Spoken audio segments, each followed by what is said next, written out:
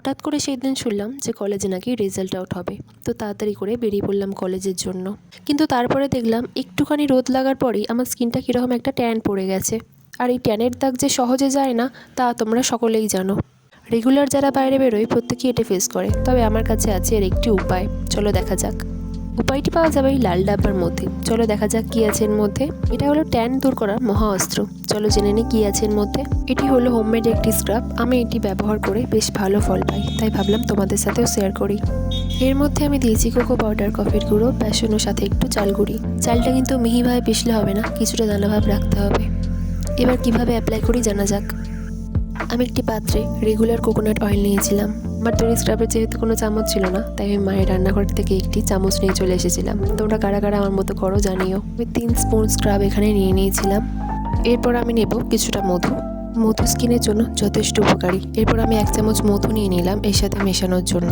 Full body scrub করার জন্য আমি 2 চামচ মধু নিলাম এখানে। স্ক্রাবের জন্য টক দইয়ের থেকে উপকারী আর কিছু নেই, তাই আমি কিছুটা টক দই নিলাম স্ক্রাব করার জন্য। এরপর আমি সমস্ত জিনিসকে খুব ভালোভাবে মিশিয়ে নেব, যাতে কোনো রকম দানাভাব না থাকে।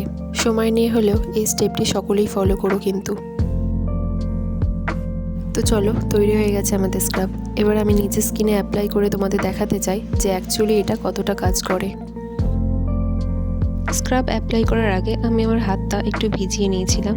এরপর আমি অল্প অল্প অ্যামাউন্টে স্ক্রাব নেব এবং আমার পুরো হাতে অ্যাপ্লাই করতে থাকবো। একটি থিক লেয়ার বানাবো। পুরো হাতের সাথে আমি ভালোভাবে স্ক্রাব মিশিয়ে নিতে থাকবো। স্ক্রাবটি সম্পূর্ণভাবে আমি হাতে মিশিয়ে নেব এবং আমি 5 মিনিট ওয়েট করে থাকবো। হাতে সময় কম থাকলে 2 মিনিট রাখলেও কোনো অসুবিধা নেই এবং তারপরেই ভালোভাবে পুরো হাতটি স্ক্রাব করে নিতে হবে। মিনিট 2 হাতে স্ক্রাব করার পরে আমি গিয়ে হাতটি ধুয়ে এলাম।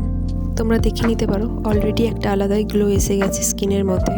কফি এবং চালগুড়ি হাত থেকে যাবতীয় ডার্ট রিমুভ করে। এদিকে নারকেল তেল এবং মধু হাতের মধ্যে গ্লো আনে, আর বেসনের জন্য আসে ফেয়ারনেস। তো এই ছিল ঘরোয়া উপকরণে বানানো একটি স্ক্রাবের রিভিউ। তোমরা ডেফিনেটলি বাড়িতে ট্রাই করতে পারো এটি। যেই হাতে অ্যাপ্লাই করেছি সেই হাতটি অন্য হাতের তুলনায় অনেকটি স্মুথ হয়ে গেছে এবং গ্লো করছে। এরপর অন্য হাতে আমি দোকান থেকে কেনা একটি স্ক্রাব ইউজ করে দেখব। এই স্ক্রাবটি আমি আগে কখনো ব্যবহার করিনি, তবে অন্যান্য বন্ধুদের থেকে শুনেছি যে এই স্ক্রাবটি যথেষ্ট ভালো কাজ দেয়। যখন হাতে বানানো স্ক্রাব ইউজ করে দেখালাম, তখন একবার এই স্ক্রাবটা ইউজ করেও দেখানো যাক কী কাজ দেয়।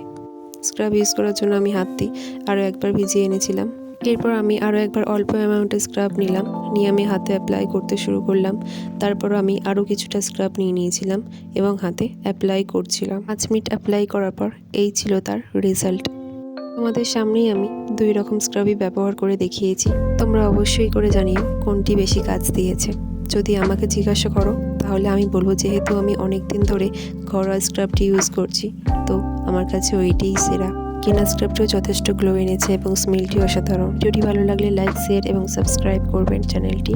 পাশে থাকবেন। Thank you.